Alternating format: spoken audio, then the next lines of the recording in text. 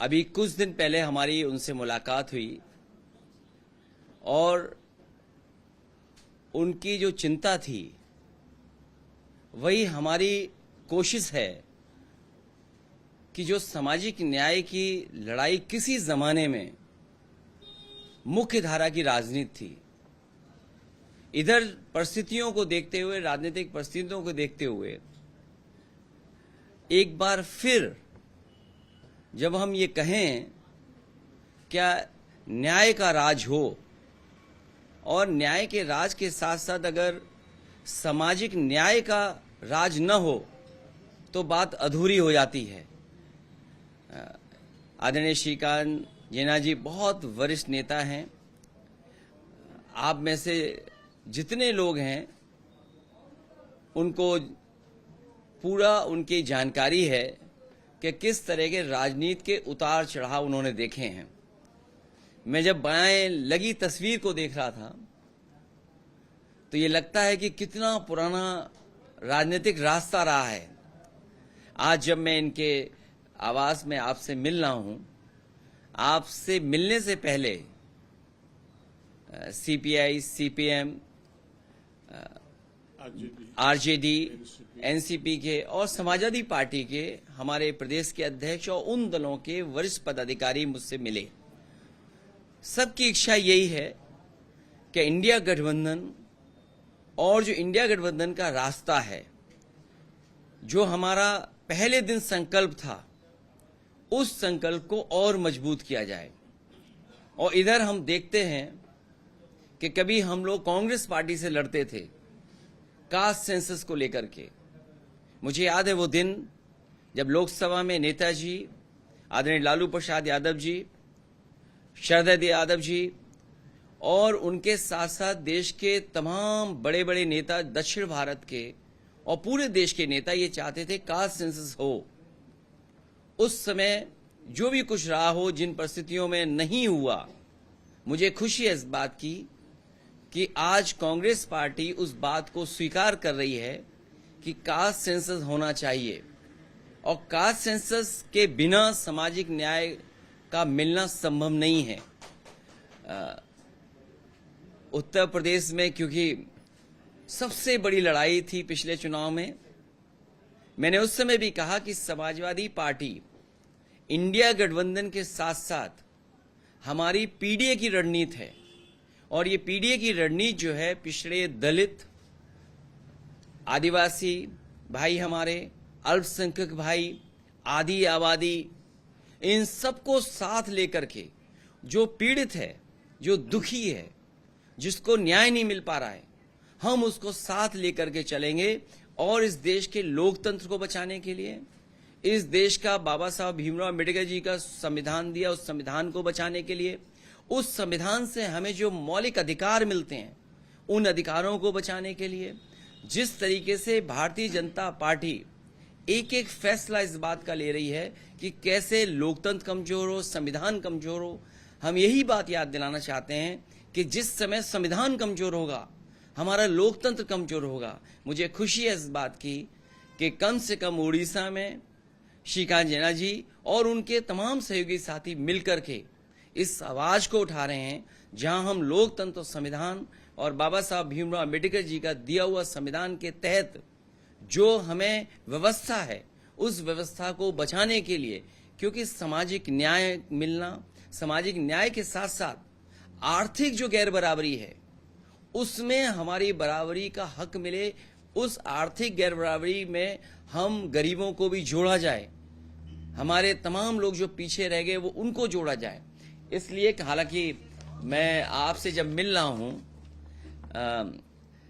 अभी 14 तारीख को हमने सबने मिलकर के, न केवल समाजवादी पार्टी ने बल्कि देश के सभी दलों ने और देश के सभी संगठनों ने बढ़ चढ़ करके पूरे देश में हिस्सा लिया और जगह जगह कार्यक्रम हुए, जगह जगह गोष्ठियां हुई, जगह जगह हमें आपको देखने को मिला कि सब लोग ये संकल्प ले रहे हैं और याद कर रहे हैं बाबा साहब भीमराव अम्बेडकर जी को, जो हमारे संविधान के शिल्पकार रहे, संविधान के निर्माता, जिन्होंने हमें आपको रास्ता दिखाया कि किस तरीके से यही संविधान है जो हमें अधिकार दिलाएगा।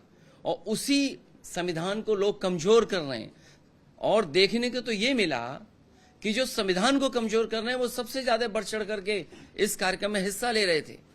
इसलिए जरूरी बनता है कि सामाजिक न्याय के राज की स्थापना का संकल्प लें हम, क्योंकि सामाजिक न्याय के राज के बिना हम अपने गरीबों को, हम अपने आदिवासी भाइयों को, हम अपने छूटे हुए लोग जो हैं, जो आज़ादी के बाद जिन्हें हक और सम्मान मिल जाना चाहिए नहीं मिल पा रहा है, उनके लिए लड़ाई हम लोग लड़ेंगे। एक बहुत बड़ा पत्र मैंने लिखा था, हालांकि मैं अभी पत्र नहीं पढ़ सकता हूं, लेकिन मैं अपने साथियों से कहूंगा कि सभी को इसकी कॉपी दे दिया है, जिससे कि हम लोग क्या संदेश देना चाहते हैं वो कम से कम इसके माध्यम से चीजें पहुंचें।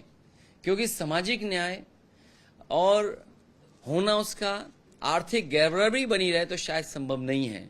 लड़ाई बड़ी है, लेकिन मुझे उम्मीद है कि उत्तर प्रदेश की जनता को हम लोग जगाने में कामयाब हो गए हैं। यहाँ हमें आज चाय के साथ साथ जो मीठा खाने को मिला है और उसके साथ साथ इन्हें दलों के मिलने का मौका मिला, मुझे उम्मीद और बढ़ गई है कि जब शिका जिला जैसे लोग साथ आ रहे हैं तो इस लड़ाई को हम सब मिलकर के लड़ेंगे। हालांकि उड़ीसा में कोई मेरा पहली यात्रा नहीं है। सबसे पहले मैं आया था जब नंदन कानन का, जिसमें टाइगर्स की जान चली गई थी, उस जेपीसी का मैं मेंबर था। और उसके बाद ही नेताजी ने फैसला लिया था कि हम लोगों ने राय दी नेताजी को, नेताजी ने फैसला लिया कि लायन सफारी इटावा में बनेगी। और उसका परिणाम ये हुआ कि आज इटावा में लायन सफारी बन गई है। हालांकि यहाँ टाइगर के साथ हादसा हुआ था। एक बार मैं और आया था नेताजी के साथ ही, जब फायरिंग रेंज पर, उस समय नेताजी डिफेंस मिनिस्टर थे, जो हमारे पूर्व राष्ट्रपति रहे कलाम साहब वहां पर हेड कर रहे थे डीआरडीओ को। उस समय मुझे जाने का मौका मिला था। उड़ीसा प्रदेश में सामाजिक न्याय की लड़ाई आगे बढ़े, क्योंकि पिछड़ों के साथ जो भेदभाव हो रहा है, पिछड़ों के साथ जो अन्याय हो रहा है, वो कल्पना नहीं की जा सकती है। हम लोग तो उत्तर प्रदेश में देख रहे हैं किस तरीके से भेदभाव है हर इंस्टीट्यूशन में। कहने को ये पिछड़ों के साथ देना चाहते हैं, अपने नकली सर्टिफिकेट भी बना के लाए बीजेपी के लोग, लेकिन सच्चाई में उन्हें हक नहीं दे रहे हैं। उड़ीसा में भी शिक्षा में या रोजगार में जो हक उन्हें पिछड़ों को मिलना चाहिए वो नहीं मिल पा रहा है। हमें उम्मीद है हम लोगों के बीच में जाएंगे, जगाएंगे और उनको साथ लाने का काम करेंगे। मैं भेज दूंगा आपको, मैं भेज दूंगा। एक सवाल ये जो मुर्शिदाबाद वायलेंस चल रहा है, उसके बाद एक पर्टिकुलर कम्युनिटी को टारगेट करके योगी जी ने स्टेटमेंट दिया है लातू के पीटीआई का। उसके बाद में ममता बनर्जी का एक स्टेटमेंट आया कि योगी सबसे बड़े भोगी है। क्या कहेंगे, कैसे देखते हैं ये? कहीं भी कम्युनल टेंशन हो या इस तरह की घटना घटे, हम सभी पॉलिटिकल पार्टी के लोगों की जिम्मेदारी बने कि सबसे पहला संदेश वहां के लोगों के लिए हो और उनसे अपील हो कि इस तरह की हिंसा से समाज आगे नहीं बढ़ सकता है। और हमारी सबकी ये कोशिश होनी चाहिए कि वो हिंसा या इस तरह का झगड़ा कहीं भी समाज में न धर्म को लेकर के हो, न जाति को लेकर के हो। जहां तक हमारे मुख्यमंत्री जी के बारे में पूछा जा रहा है, हमारे मुख्यमंत्री जी ये समझते हैं कि कपड़े पहनने से कोई योगी हो जाता है, वस्त्र पहनने से योगी हो जाता है। मैंने कई मौकों पर कहा, हमारा सबसे बड़ा धार्मिक किताब ग्रंथ गीता है। जहां गीता हमें सुनने को मिलता है या पढ़ने को मिलता है, यही संदेश है उसमें, जो दूसरे का दुख अपना दुख समझे, वो सबसे बड़ा योगी है। लेकिन हम लोग तो ये देखते हैं, दुख तो समझना दूर, हमारे मुख्यमंत्री ऐसे हैं कि भाषा से ही दुख पहुंचा रहे हैं। कहीं एएनआई वाले तो नहीं थे? एएनआई थे, पीटीआई वाले एएनआई पे देख लें। और हमारे मुख्यमंत्री जी तो ये कह रहे हैं कि जीरो पॉवर्टी, ये जीरो पॉवर्टी क्या होता है? और फिर कहते हैं डंडा।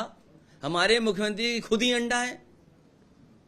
हमारे यहाँ जीरो को अंडा बोलते हैं, हमारे मुख्यमंत्री खुद ही अंडा है, तो उनसे और क्या उम्मीद करोगे आप? देश के आंकड़े देखिए आप, अगर हम प्लानिंग कमीशन के आंकड़े देखें या देश के या दुनिया के जो आंकड़े समय समय पर आते हैं, हमारा स्टैंड, हमारा सरकार कहां खड़ी है हमारी यूपी की, और हमारे मुख्यमंत्री जी इसी में खुश हैं।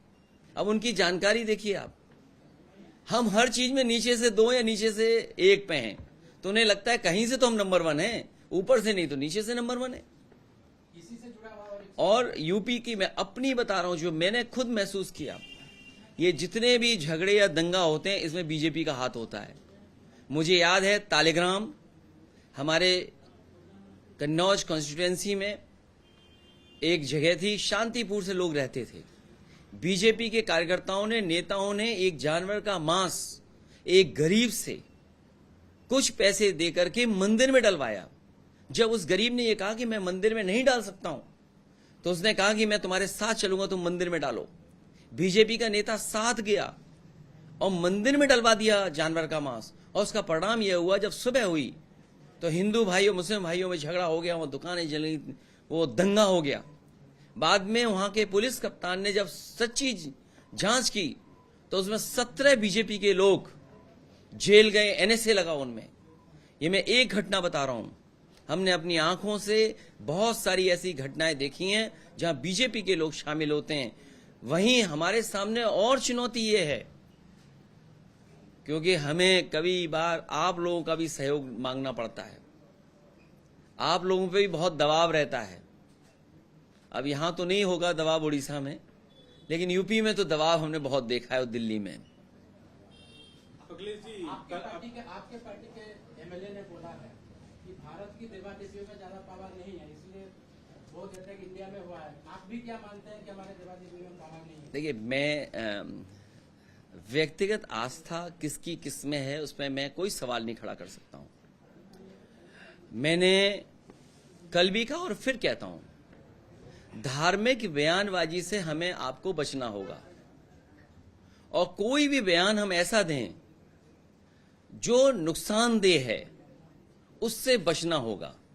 क्योंकि जैसे ही हम बयान देंगे जो है नहीं, जो सच्चे नहीं हैं, वो उसका लाभ उठाना चाहते हैं।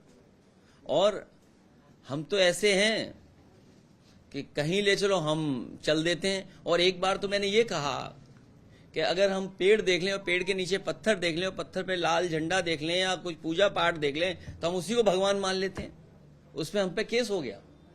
तो बीजेपी का सोचिए, एक तरफ तो वहां केस करते हैं, अगर हम ये कहें कि अगर हम पीपल का पेड़ देखें और उसके नीचे पत्थर रखा हो हम उसी को भगवान मान लेते हैं।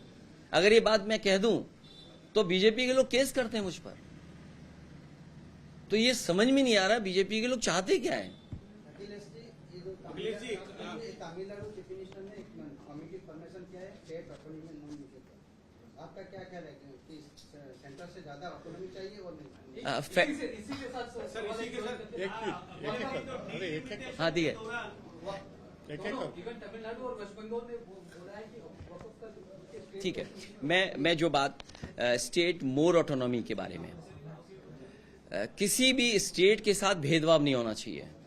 जो हमारे संविधान निर्माता थे उन्होंने बहुत सोच समझ करके फेडरल सिस्टम क्रिएट किया है, उस फेडरल सिस्टम में हस्तक्षेप नहीं करना चाहिए। मान लीजिए गवर्नर हैं, मैं अपने स्टेट के उदाहरण देता हूं, दूसरे स्टेट का तो आपने सुप्रीम कोर्ट तक फॉलो किया होगा। हमारे यहाँ एक गवर्नर थे और वो गवर्नर ये थे जो कि उनकी काम नहीं था, जिम्मेदारी नहीं थी ये काम करने की, लेकिन उसके बावजूद भी जाति के आधार पर मुझ पे आरोप लगाते थे कि मुख्यमंत्री जो हैं वो जाति के आधार पर काम कर रहे हैं और पोस्टिंग कर रहे हैं।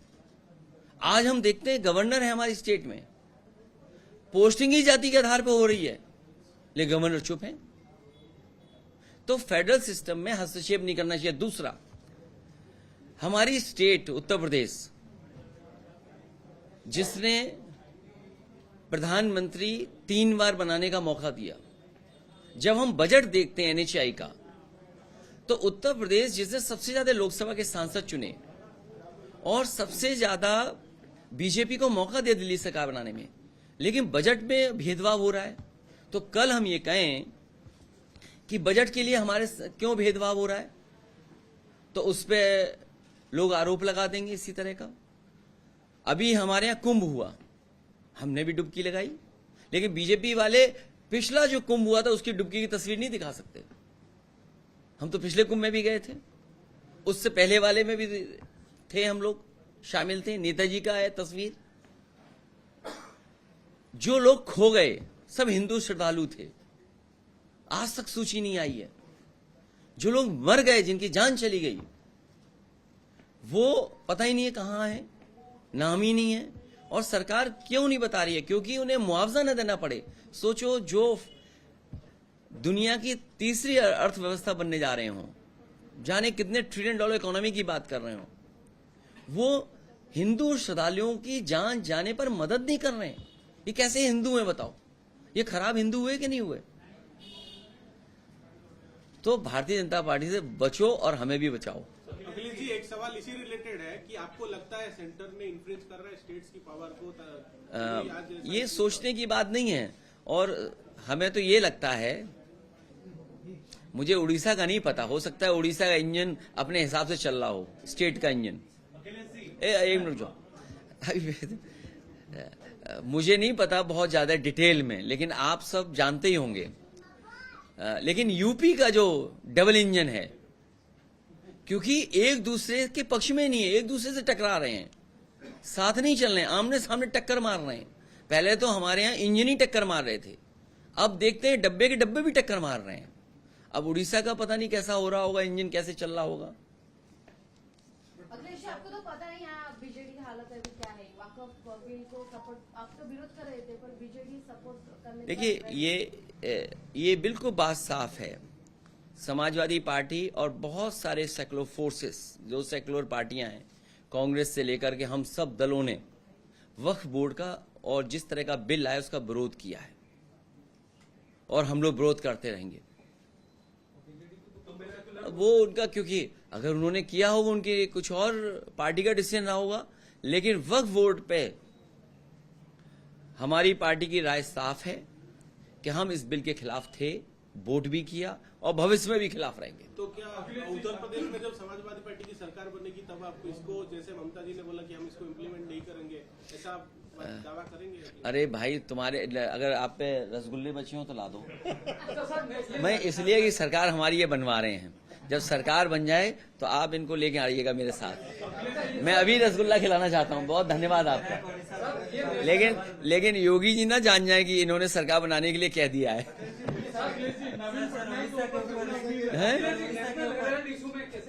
देखिए, नेशनल हेराल्ड में मैंने अभी कहा, ये जो ईडी का कानून, ये कांग्रेस ने ही बनाया था। और आप में से बहुत सारे लोग जानते होंगे कि उस समय बहुत सारे दलों ने विरोध किया था कि ऐसा कानून ला रहे हो कि अंतोगत्वा हो सकता है आपको भी परेशानी हो। और मैं और प्रदेशों का नहीं कह सकता हूं, लेकिन मुझे जानकारी मिली थी महाराष्ट्र की, कोई भी नेता जो बीजेपी के खिलाफ था, ईडी, सीबीआई, इनकम टैक्स से बच नहीं पाया।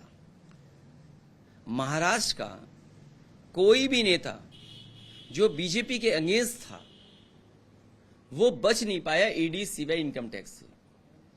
और जो नेशनल हेराल्ड का इशू है, हमारा मानना, हमारी राय साफ है। हो सकता है मैं गलत हूं, लेकिन मैं यही समझ रखता हूं, इतनी समझ मुझे है कि ईडी जैसा विभाग खत्म कर देना चाहिए। मैं तो कांग्रेस पार्टी से कहूंगा कि वो कहें कि ईडी जैसा विभाग ही खत्म होना चाहिए। जब आपके पास इनकम टैक्स है, तो आप जीएसटी दे रहे हो, तो आप इसका मतलब इन विभागों पर भी भरोसा नहीं कर रहे हो। और यूपी में तो देखिए, नोटबंदी के बाद कितना रुपया निकला था। हमारे यहां तो आईएएस लोग भी गायब हैं, अंडरग्राउंड हैं। सुनने में आ रहा है कि मुख्यमंत्री जी क्या रह रहे हैं वो। कहीं ऐसा हो सकता है कि जो इंसेंटिव दे रहे हो वो कमीशन ले रहे हो? जो इंसेंटिव ला रहे हो आपके यहां भी हुआ होगा इन्वेस्टमेंट मीट। तो इन्वेस्टमेंट मीट में जो इंसेंटिव दिए जाते हैं, वो इंसेंटिव भूल करके कमीशन की तरफ जा रहे थे। जहाँ तक सीमा पुनर्निर्धारण डिलिमिटेशन का बात है, तो तमिलनाडु की जो चीफ मिनिस्टर ने आवाज दिया था, जैसे कि आए थे उड़ीसा में, उनका रिप्रेजेंटेटिव आए थे, तो मत समाजवादी पार्टी का क्या है? हम उनके साथ हैं, क्योंकि डिलिमिटेशन तभी होगा जब देश में सेंसस होगा, और सेंसस जब होगा तो हम जाति जनगणना मांगेंगे। तो सेंसस हो, जाति जनगणना मांगेंगे। पहला कदम जाति जनगणना है, बिना सेंसस के डिलिमिटेशन नहीं हो सकता। और फिर महिला आरक्षण भी होना है। हम डिलिमिटेशन में जो तमिलनाडु की बात है, हम उनके साथ हैं। दक्षिण भारत के जो मुख्यमंत्री लोग हैं, जो कंसर्न दिखा रहे हैं, जो उनको लगता है कि ऐसा होगा, हम उनके साथ हैं। सर, इंडिया ब्लॉक में कई सारे नेताएं हैं, इंडिया ब्लॉक में कई सारे पार्टीज हैं, तो आप जब उड़ीसा के दौरे पे हैं, तो आप नवीन पटनायक जी से बात करेंगे कि इंडिया ब्लॉक में आग्रह प्रकाश करें? अभी भगवान के भी दर्शन कर लेने दो। जय जगन्नाथ, भगवान जी के दर्शन करने दो, कुछ आशीर्वाद मिले तो बात और अच्छी बने। और जो डिलिमिटेशन की बात कर रहे हैं, ये पुराना पता कर लें। हम लोगों के खिलाफ जो डिलिमिटेशन हो रही थी, हमारी कॉन्स्टिट्यूंसी कैसे खराब हो जाए, उस समय जो सरकार थी वो ये कोशिश कर रही थी कि हमारी कॉन्स्टिट्यूंसी कैसे खराब हो जाए। तो अगर बीजेपी करेगी उत्तर प्रदेश में डिलिमिटेशन, तो ऐसा करेगी कि अपना कैसे जीत लें। उन्हें ज्योग्राफिकल एस्पेक्ट नहीं देखेंगे, एडमिनिस्ट्रेटिव एस्पेक्ट नहीं देखेंगे, कोई ऐसा फार्मूला लाएंगे जो हमें आपको भी नहीं पता होगा। भाई डिलिमिटेशन का फार्मूला क्या होगा, वो ऐसा बीजेपी लाएगी। नहीं, सेंसस के बाद डिलिमिटेशन जब करोगे तो ऐसा फार्मूला ले आएगी जो हमें आपको नहीं पता होगा। मान लीजिए एक स्टेट था, उसमें डिलिमिटेशन करने में कितना वक्त लगा बताइए आप। एक छोटा सा स्टेट, उसकी आबादी तो कुछ भी नहीं थी। जम्मू कश्मीर की आबादी क्या थी, आप देखिए, डिलिमिटेशन रिपोर्ट पढ़िए आप। डिलिमिटेशन बीजेपी के हिसाब से हो रहा था वहां। तो अब यूपी का जब डिलिमिटेशन करेंगे या दक्षिण भारत का करेंगे, जो दक्षिण भारत के मुख्यमंत्री एक साथ बैठे, उनकी राय, उनका जो सुझाव है वो ठीक है, हम उनके साथ हैं। नवीन पटनायक के ऊपर कितना उम्मीद है आपका? वैसे जब लैपटॉप बांटा था तो उत्तर प्रदेश में पहले लैपटॉप बांटा था, और मुझे इतना अच्छा लगा कि उड़िया भाषा में यूपी में छपा था ऐड उसका। अखिलेश जी, तमिलनाडु और दिल्ली में जैसा इंडिया ब्लॉक का फोकस रहता है, पर उड़ीसा के इलेक्शन में इंडिया ब्लॉक कहाँ जाता है, इतना फोकस नहीं डालती। कहाँ पर? उड़ीसा के इलेक्शन अब उड़ीसा में करेंगे, अब आप हमारा साथ दो। तो दिल्ली में प्रचार कर रहे हैं। नहीं, आपके भी प्रचार करेंगे, अब प्रचार करेंगे। हमारा ये साथी है, ये चुनाव लड़ा, हम आए नहीं कोई, लेकिन अगली बार इनके यहाँ आएंगे। खराब हिंदू बोले, अच्छा हिंदू कौन है? हम सब, आप भी और हम सब अखिलेश जी, लगाना फोटो दिखाना जरूरी है क्या? हैं। प्रयागराज में जो डुबकी लगाने की फोटो दिखाना जरूरी है क्या? मुझे ये बता दो, आजकल जमाना जो है ना सोशल मीडिया का है, बीजेपी की सरकार ने उस प्रचार पे खर्च कितना किया? दो बातें बता दें।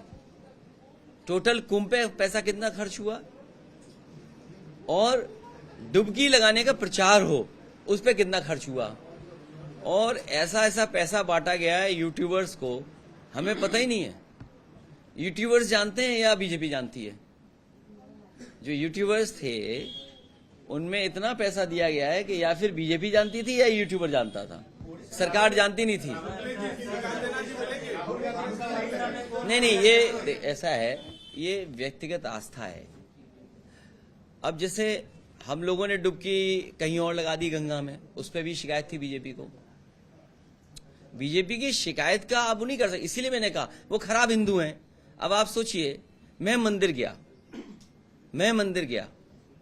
तो मेरे जाने के बाद गंगा जल से धोया गया मंदिर, क्या ये अच्छी बात है? मुझे एक बीजेपी का आदमी बता दे, एक नेता उनका, कि क्यों मंदिर धोया था उन्होंने।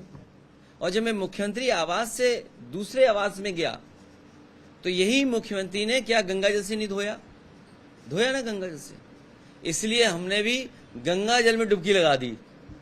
अब गंगा जल किससे धोगे? अब इसलिए मेरे पत्रकार साथी, जो गंगा का स्नान है वो व्यक्तिगत आस्था है। अब आप भी नहीं गए तो हम उसके लिए बुरा क्यों माने? आप गए थे नहीं? आपका कौन नेतृत्व लेगा? हैं? सामाजिक न्याय लड़ाई में आप सिकंदरा का साथ देंगे उड़ीसा? अभी हम इनके साथ हैं, जब साथ हैं तो साथ हैं, और कई दल और भी हैं जो सब साथ काम करेंगे। देखिए, इनके बुलाने पर जब आए हैं तो कोई ऐसी बात रही होगी जो इनकी बातों को हम लोगों ने स्वीकार किया होगा उड़ीसा को लेकर के, और कुछ सुझाव हम लोगों ने भी दिए होंगे। अगर सब बातें आपको बता देंगे तो बीजेपी भी जान जाएगी, तो आपको बताना ठीक नहीं है।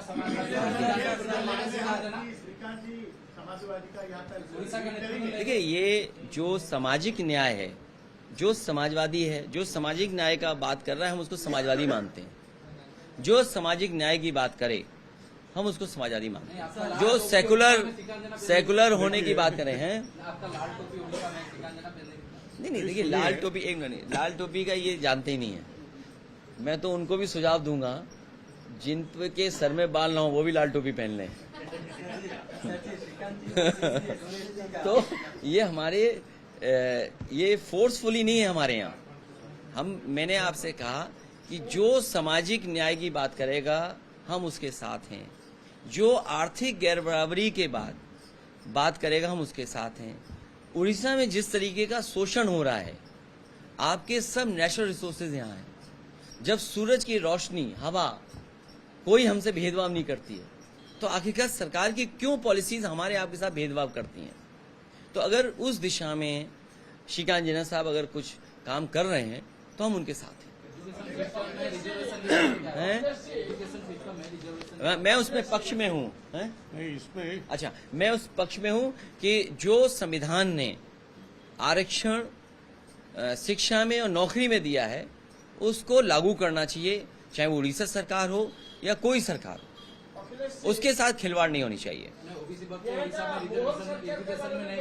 हम उसके पक्ष में हैं, तो अरे भाई पक्ष में हैं, आप भी हमारी बात को आगे तक पहुंचाओ। हैं? किसके? यहाँ का चीफ मिनिस्टर मोहन मांझी है, बीजेपी का है, तो उसमें क्या रखना? नहीं ऐसा मैंने नहीं एक मिनट मैं जो ये बात कह रहे हैं, मुझे लगता है उड़ीसा में भी बीजेपी ने कहा होगा डबल इंजन। तो ये बीजेपी वाले डबल इंजन तो बोलते हैं, लेकिन इंजन ये नहीं बताते कौन सा आगे रहेगा। अब मैं आपसे जानना चाहूं, उड़ीसा के कामकाज में इंजन कौन सा आगे है?